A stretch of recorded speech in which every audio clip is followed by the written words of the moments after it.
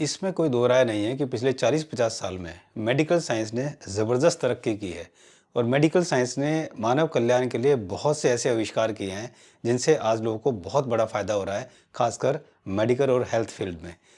आज आप देख रहे हैं कि पूरे वर्ल्ड में मल्टी स्पेशलिस्ट हॉस्पिटल बने हुए हैं, जहाँ पर काफ़ी सारी सुविधाएं लोगों के लिए हैं और इंडिया में भी बहुत सारे ऐसी फैसिलिटीज़ अवेलेबल हैं। इसके अलावा बहुत सारे डॉक्टर्स हमारे देश में भी हैं जो कि well qualified MBBS MD specialist doctor हैं, जो कि अच्छे से इलाज भी लोगों का कर रहे हैं। लेकिन उसके बावजूद भी अगर आप देखेंगे तो हर हॉस्पिटल में हर जगह भीड़ ही भीड़ है और आज कोई घर ऐसा नहीं है जिसके अंदर कोई बीमार ना हो।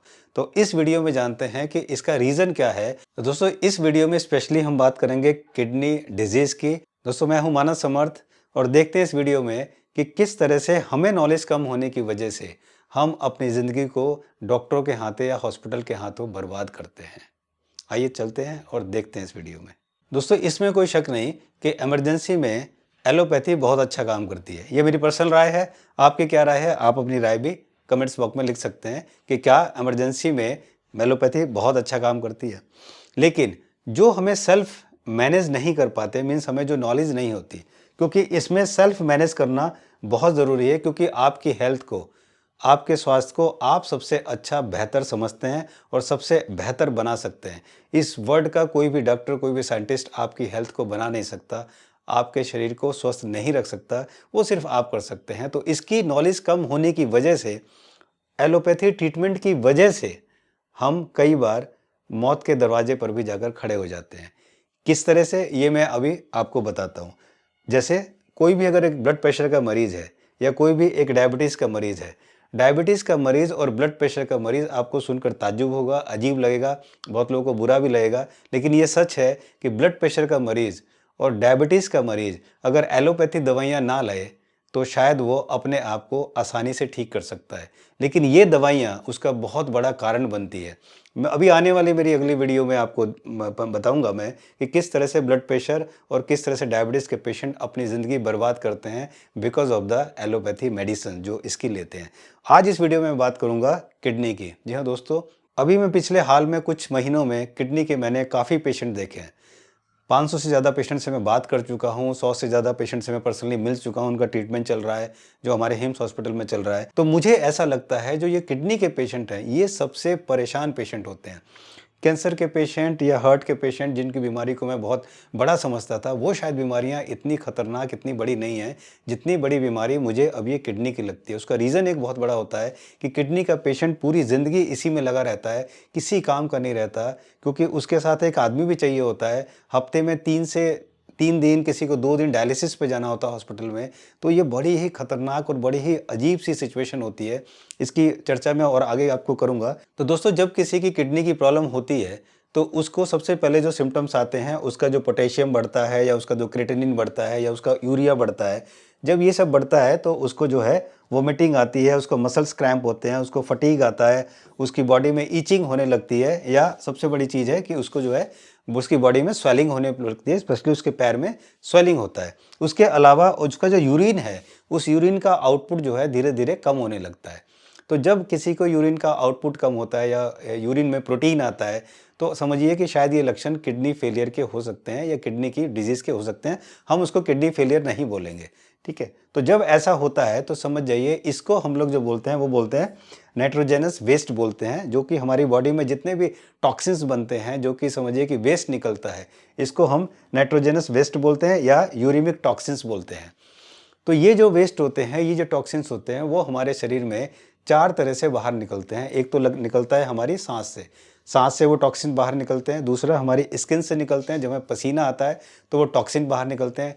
तीसरा है यूरिन के रास्ते ही हमारे टॉक्सिन बाहर निकलते हैं। चौथा है स्टूल यानी कि टॉयलेट के रास्ते हम इस टॉक्सिन्स को बाहर करते हैं। ये 4 तरीके होते हैं बॉडी की टॉक्सिन्स को बाहर करने का। तो ये जो सबसे जो उसमें से समझिए कि जो 80% जो टॉक्सिन बाहर निकलता है, वो निकलता है यूरिन के रास्ते। तो जो हमारी किडनी होती है, ये किडनी हमारे यूरिन को बनाती है, ब्लड के अंदर से टॉक्सिन्स को निकाल कर, और यूरिन को बनाती है और फिर इस यूरिन को बाहर निकालती है बॉडी। इस तरह से हमारी बॉडी से यूरिन निकल जाता है। लेकिन जब हमारी किडनी की एफिशिएंसी कम होने लगती है, किडनी काम करना धीरे धीरे कम करती है, तो ये यूरिन निकलना कम हो जाता है और धीरे धीरे ये पानी हमारी बॉडी के अंदर जमने लगता है, रहने लगता है, जिसकी वजह से हमारी बॉडी के अंदर स्वेलिंग होती है। तो जब ये इसकी प्रॉब्लम होती है तो डॉक्टर के पास जाते हैं, डॉक्टर आपको बताता है कि आपकी किडनी फेल हो गई है। लेकिन अगर आपको यूरिन आ रहा है, आपका आउटपुट आ रहा है, तो समझिए आपकी किडनी फेल नहीं हुई है, अभी किडनी आपकी काम कर रही है, उसकी एफिशिएंसी कम हो गई है। ये आप हमेशा ध्यान रखिए। तो जब आप डॉक्टर के पास जाते हैं, एलोपैथी डॉक्टर के पास जाते हैं, डॉक्टर आपको प्रिस्क्रिप्शन लिखता है, आपको काफ़ी सारी दवाइयाँ देता है। दवाई देने के बाद आपको ये भी सलाह देता है कि आपको डायलिसिस करानी है। वो डायलिसिस धीरे-धीरे आपकी फ्रीक्वेंसी बढ़ने लगती है। पहले हफ्ते में 1, फिर 2 होती है, फिर 3 होती है, इस तरह से ये डायलिसिस की फ्रीक्वेंसी बढ़ती है। डायलिसिस में क्या होता है कि जो भी आपके ब्लड के अंदर टॉक्सिन्स होते हैं, जो कि वेस्ट जमा होता है, जो कि यूरिन के रास्ते नहीं निकल रहा है, क्योंकि आपकी किडनी खराब है, किडनी फ़िल्टर ठीक से नहीं कर रही है, तो उस ब्लड के अंदर से ये जो मशीन है, ये आपके अंदर जो उस ब्लड के अंदर पोटेशियम है, उसके पास क्रेटिनिन है, उसके बाद यूरिया है, ये सब इसमें से वो निकालता है। ये इस मशीन का काम होता है। दोस्तों, यहाँ पर मेरा एक क्वेश्चन उन पेशेंट से है, जो लोग पेशेंट नहीं है किडनी के, उनको नहीं पता है, लेकिन जो किडनी के पेशेंट लाखों करोड़ों पेशेंट हैं, उनसे मेरा एक क्वेश्चन है, क्या आपने कभी ये सोचा है, आप 2 साल से 5 साल से किडनी के पेशेंट हैं, क्या आपने कभी ये सोचा है कि आप डॉक्टर की दवाई ले रहे हो 2 साल से, 3 साल से, 4 साल से, आप डायलिसिस भी करा रहे हो, उसके बावजूद भी आप धीरे धीरे आपकी कंडीशन बिगड़ती चली जा रही है, आप ठीक नहीं हो रहे, तो इसका रीज़न क्या है? अगर आप ये सोच लेते ना, a question can save your life, doctor Vishnupriya Chaudhary बोलते हैं, अगर आपने ये क्वेश्चन सोच लिया होता, मत पूछा होता, सोच ही लिया होता, तो शायद आप लोग ठीक होने की कगार पर होते, ना कि अपनी बीमारी के साथ मरने की कगार पर होते। तो अगर आपने क्वेश्चन सोच लिया होता, आप पूछते नहीं किसी से, अगर आप सोच अपने आप से क्वेश्चन पूछते, तो शायद आप इस बीमारी से इतना आगे नहीं बढ़ पाते, जबकि काफ़ी हद तक आप इस बीमारी को रिवर्स कर पाते। तो ये जो क्वेश्चन है कि इतना सब करने के बाद, दवाइयाँ लेने के बाद और डायलिसिस कराने के बाद भी हम ठीक नहीं हो रहे हैं और धीरे धीरे डॉक्टर बोलता है कि आपकी किडनी ट्रांसप्लांट होगी, लेकिन मैं ये आपसे बताता हूँ, किडनी ट्रांसप्लांट होना भी सॉल्यूशन नहीं है। हमारे पास बहुत से ऐसे पेशेंट हैं जिनकी किडनी ट्रांसप्लांट हो चुकी है, होने के 1 साल बाद, 2 साल बाद, 3-4 बार, 4 साल बाद फिर वो वही पेशेंट बन रहे हैं और फिर वो उसी तरह से आकर डायलिसिस प्रोसेस शुरू और फिर दोबारा से किडनी ट्रांसप्लांट वाला उसका सिचुएशन बन जाती है। तो ये इसका सॉल्यूशन बिल्कुल भी नहीं है। तो दोस्तों, मेरी आपसे रिक्वेस्ट है कि जो भी किडनी के पेशेंट हैं या जो भी बिल्कुल स्वस्थ लोग हैं, वो कम से कम इस चीज़ को ज़रूर सोचें कि जो भी मेडिसिन डॉक्टर हमें दे रहा है, एक्चुअली वो मेडिसिन कर क्या रही है। अब मैं आपको एग्जांपल से समझाता हूँ। यहाँ पर आप देखेंगे कि किडनी का पेशेंट है, किडनी का पेशेंट डॉक्टर के पास जाता है, डॉक्टर उसको दवाइयाँ देता है और वो दवाइयाँ लेना शुरू कर देता है। प्रॉब्लम क्या है आपकी किडनी की? प्रॉब्लम ये है कि आपकी किडनी फ़िल्टर नहीं कर रही है, आपके नेफ्रॉन्स जो हैं किडनी के वो ख़राब हो चुके हैं, आपकी जो किडनी की मेम्ब्रेन है वो फ़िल्टर नहीं कर पा रही है, जिस वजह से प्रॉब्लम है। आपके नेफ्रॉन, आपके मेम्ब्रेन में प्रॉब्लम है। This is the problem with kidney patient. अब ये जो दवाइयाँ डॉक्टर आपको देता है, एलोपैथिक दवाइयाँ देता है, जैसे निकार्डिया। अब ये दवाई क्या करती है? ये दवाई है हाइपरटेंशन की। आपके ब्लड प्रेशर जो बढ़ा हुआ है उसको कंट्रोल करती है, ये उसकी दवाई है। दूसरी दवाई है लासिक्स। ये क्या करती है? शरीर में जो स्वेलिंग होती है, जो सूजन होती है, ये उसको कंट्रोल करती है, ये दूसरी दवाई है। तीसरी दवाई है लेसिलेक्टोन। ये क्या करती है? ये आपकी बॉडी में जो पोटेशियम लेवल जो बढ़ गया है उसको ये कम करती है। चौथी दवाई है कार्डिवास। ये क्या करती है? ये जो हाई ब्लड प्रेशर है उसको कंट्रोल करती है। पांचवी दवाई है डिल्वेस। ये क्या करती है? ये हार्ट अटैक को प्रिवेंट करती है, ब्लड प्रेशर को कंट्रोल करती है। और छठी दवाई है वो है शेलकेल। ये क्या करती है? ये जो आपकी कैल्शियम डेफिशिएंसी है उसको ये ठीक करती है। तो ये मैंने आपको 6 दवाई बताई हैं जो कि अक्सर जो किडनी के पेशेंट हैं उनको दी जाती है, लेकिन इन 6 में से एक भी दवाई वो नहीं है जो किडनी की बीमारी को ठीक कर सके, जो नेफ्रॉन्स खराब हो गए हैं जो उनको ठीक कर सके, जो आपका मेम्ब्रेन खराब हो रहा है उसको ठीक कर सके, जो किडनी खराब हो रही है आपकी उसको ठीक कर सके। इसमें से कोई सी भी ऐसी दवाई नहीं है। तो जब आप सोचिए, जब दवाई ही आप वो नहीं ले रहे हैं, भले आप ये 4 से 5 साल से खा रहे हैं, 2 साल से खा रहे हैं, तो जब वो दवाई ही किडनी की नहीं ले रहे हैं तो किडनी आपकी ठीक होगी कहाँ? अब मैं आपको भगवान का चमत्कार दिखाता हूँ। देखिए, हमारी बॉडी के अंदर किडनी है। किडनी जो है वो हमारे जो ब्लड है उसको डायलिसिस करती है। एक डायलिसिस मशीन तो इंसान ने बनाई है जो बाहर है, और एक डायलिसिस मशीन भगवान ने बना रखी है जो कि अंदर है। हमारी अंदर वाली डायलिसिस मशीन जो है वो पूरे दिन में 20 से 24 बार हमारी डायलिसिस कर देती है। जी हाँ दोस्तों, 20 से 24 बार हमारी डायलिसिस हो जाती है पूरे दिन में, और जितनी खून की गंदगी है वो यूरिन के रास्ते वो बाहर निकाल देता है। तो जब भगवान की बनाई हुई मशीन यानी कि हमारी किडनी डायलिसिस करती है तो वो क्रेटिनिन, यूरिया और पोटेशियम उसको बाहर करती है। अब जो डायलिसिस जो लोग कराते हैं, उनको अक्सर एक बहुत बड़ी प्रॉब्लम होती है कि उनके अंदर बहुत वीकनेस आती है, धीरे-धीरे वीकनेस बहुत ज़्यादा आती है। आप सोचिए आपकी बॉडी के अंदर रोज़ 24 बार डायलिसिस हो रही है, तो आपको वीकनेस नहीं आ रही है, आप स्वस्थ हैं। लेकिन जैसे ही आप बाहर जाके हफ्ते में 2 दिन मतलब हफ्ते में 2 बार या हफ्ते में 3 बार जब डायलिसिस कराते हैं, तो आपके अंदर बहुत वीकनेस चली आती है। उसका रीज़न क्या होता है? उसका रीज़न ये होता है कि जो भगवान की मशीन है वो ज़बरदस्त मशीन है, उसका जवाब नहीं। जब भगवान की मशीन डायलिसिस करती है, तो केवल ये वेस्टेज बाहर करती है, इसके अलावा कुछ बाहर नहीं करती।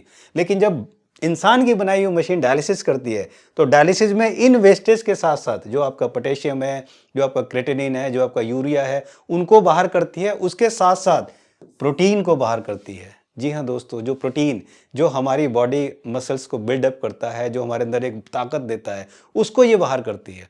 जब प्रोटीन बाहर करती है तो हमारे अंदर वीकनेस आती है, और इसलिए आप जानते होंगे जितने भी किडनी के पेशेंट हैं कि डॉक्टर आपको बार-बार ये कहता है कि प्रोटीन ज़्यादा लो, प्रोटीन डाइट ज़्यादा लो। उसका रीज़न ये है कि हर डायलिसिस में आपका प्रोटीन बाहर जाता है, लेकिन जब भगवान की डायलिसिस किडनी करती है तो प्रोटीन आपका बाहर नहीं जाता।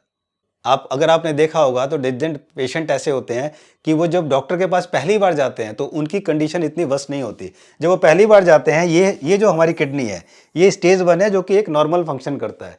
जब हमें थोड़ी-सी प्रॉब्लम होने लगते हैं इस स्टेज में, यानी कि माइल्ड लॉस जब होता है, तब यहाँ पर हम डॉक्टर के पास जाते हैं और उसको बताते हैं कि ये प्रॉब्लम है, और डॉक्टर से इलाज शुरू हो जाता है, उसकी दवाइयाँ शुरू हो जाती हैं, डायलिसिस शुरू हो जाते हैं। उसके बाद डायलिसिस चलते-चलते, इलाज चलते-चलते, दवाइयाँ चलते-चलते, डॉक्टर के चक्कर काटते-काटते हम स्टेज 3 पर आ जाते हैं, यानी कि मॉडरेट पे आ जाते हैं। उसके बाद हम सीवियर पे आ जाते हैं, और उसके बाद हम किडनी फेलियर के पेशेंट बन जाते हैं। हम यहाँ पर गए थे जब हम स्टेज 2 पर थे, और डॉक्टर की दवाइयाँ और ये डायलिसिस हमें स्टेज 5 तक ले आती है। तो क्या आपको लगता है कि हमारा इलाज चल रहा है? क्या आपको लगता है हमारे साथ कुछ अच्छा हो रहा है? क्या आपको नहीं लगता कि हमें ये सोचना चाहिए थोड़ा कि यार ये कर क्या रहा है और हो क्या रहा है? लेकिन कमाल की बात ये है कि उस दुनिया में ये सोचने वाला कोई नहीं है, और जो सोचने वाले लोग हैं, जो ऐसा सोचते हैं, उनके ऊपर एफआईआर लॉन्च होती है, उन्हें जेल में डाल दिया जाता है, और कोशिश की जाती है कि ज़िंदगी भर ये जेल से ना निकलें।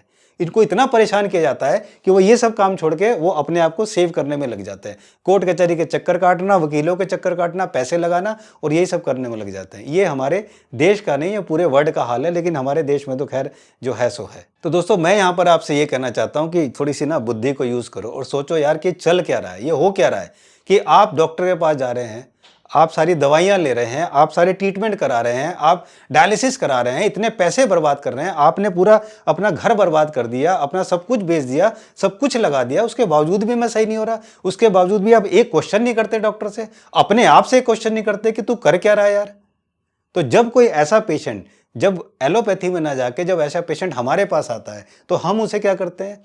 हम उसको कोई डायलिसिस के लिए वो नहीं करते, हम उसको कोई दवाई नहीं देते। हम नेचुरोपैथी में उसको सिर्फ एक डीआईपी डाइट से हम शुरू करते हैं, डीआईपी जार देते हैं, उसके साथ उसको हम अपने लीव डिकॉक्शन देते हैं, उसको काढ़े देते हैं, उसको होम थेरेपी दी जाती है, उसके बाद हम उसको कुछ योगा वगैरह बताते हैं। तो इन सब चीज़ों का जब एक कंबाइन जो चीज़ हम उसको बताते हैं, देते हैं, तो किडनी पेशेंट बहुत सारे धीरे धीरे धीरे धीरे धीरे धीरे ठीक होने शुरू हो जाते हैं। ऐसे बहुत सारे पेशेंट मैंने पिछले कुछ ही महीनों में काफ़ी सारे पेशेंट को रिवर्स किया है, और वो बहुत अच्छी लाइफ अब धीरे धीरे उन्हें लगने लगा है कि यस अब मैं ठीक हो जाऊंगा। और बहुत सारे पेशेंट ऐसे हैं जिनकी डायलिसिस खत्म हो गई है, और इसी चीज़ को हमने अपने हिम्स हॉस्पिटल में भी चलाया है। तो मेरी आपसे रिक्वेस्ट है कि आपके पास कोई भी बीमारी हो, कोई भी बीमारी हो, मैं कहता हूं कि केवल किडनी की बात नहीं कर रहा, आपके पास कैंसर की बीमारी हो, चाहे आप बीपी की बीमारी हो, चाहे शुगर की बीमारी हो, चाहे आपको कोलाइटिस हो, कॉन्स्टिपेशन हो, कोई भी बीमारी हो, किसी भी बीमारी को आप बहुत इजीली केवल डाइट से आप ठीक कर सकते हैं। ये मेरा पर्सनल एक्सपीरियंस है, ये नहीं कि मैं बोल रहा हूँ। और दोस्तों, मैं आपको बताना चाहता हूँ कि बहुत बड़ा ना रॉकेट साइंस नहीं है, ये बहुत सिंपल चीज़ है, लेकिन लोगों ने, बड़े बड़े डॉक्टर्स और बड़े बड़े हॉस्पिटलों ने पैसे कमाने के लिए ना इसको इतना टिपिकल बना दिया है कि लोगों को भी रॉकेट साइंस लगने लगा। पहले आपने देखा होगा कि हम लोग कैंसर की बीमारी से या हार्ट की प्रॉब्लम से, बीमारियों से डरते थे, लेकिन आज हम सर्दी, जुकाम, खांसी से भी डरने लगे हैं। इससे भी हमें डर लगने लगा कि पता नहीं कोई बहुत बड़ी बीमारी हो गई है हमें।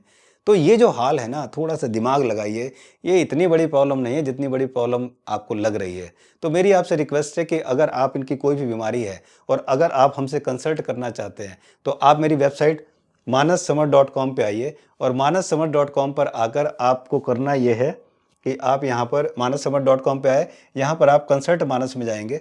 कंसल्ट मानस में आने के बाद आप ये फॉर्म भरिए और फॉर्म भरने के बाद आपका मेरे से कंसल्टेशन हो जाएगा और हम आपको बता देंगे कि किस तरह से आप इसको ठीक कर सकते हैं। और दोस्तों, इस तरह से आप बहुत आसानी से अपनी बीमारी को रिवर्स कर सकते हैं, क्योर कर सकते हैं।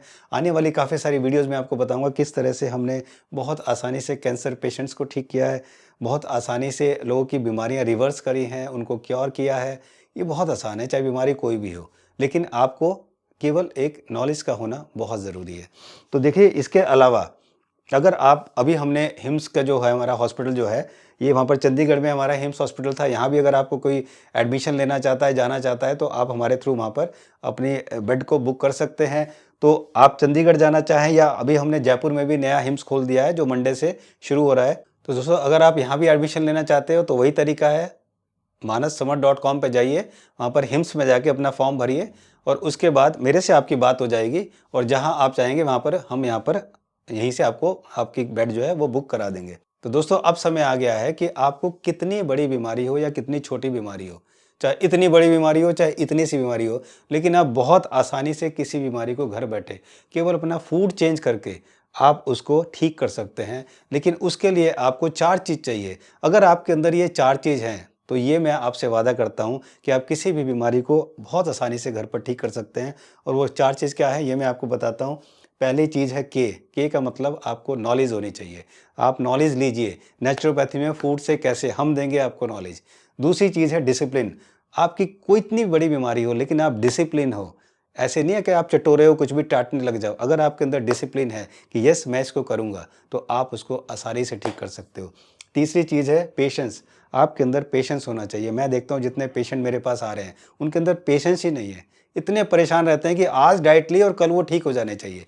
तो ये पेशेंस का रीज़न है कि वो लोग ठीक नहीं हो पा रहे हैं। तो ये पेशेंस। और चौथी चीज़ है वो है ट्रस्ट। ट्रस्ट आपको करना है हम पर, ट्रस्ट आपको करना है अपने आप पर और ट्रस्ट आपको करना है भगवान पर। अगर आपने ये चारों चीज़ करी तो मैं आपसे वादा करता हूँ कि कितनी छोटी बीमारी हो या कितनी बड़ी बीमारी हो, बहुत आसानी से हम और आप मिलकर उसको ठीक कर सकते हैं। और इस देश में आने वाले समय में ऐसा कोई व्यक्ति नहीं होगा जो कि स्वस्थ ना हो। तो दोस्तों, अगर आप एक नेचुरोपैथी की छतरी के नीचे हैं तो फिर आपको बीमार कोई कर नहीं सकता, आप हमेशा स्वस्थ रहेंगे। Thank you so much for watching this video. ये वीडियो आपको कैसी लगी? आने वाले टाइम में ऐसी हर बीमारी की वीडियो आपको मैं ज़रूर लेके आऊँगा। कमेंट्स बॉक्स में अपनी राय ज़रूर लिखें। अगर आपको कंसल्ट करना है तो आप हमारी manassamar.com पर जाकर कंसल्ट कर सकते हैं। जल्दी मिलता हूँ नई नई इन्फॉर्मेशन के साथ, जो इन्फॉर्मेशन आपको फ़ायदा पहुँचाएँ, जो इन्फॉर्मेशन आपको स्वस्थ रखें और जो इन्फॉर्मेशन आपको डराए ना। नमस्कार।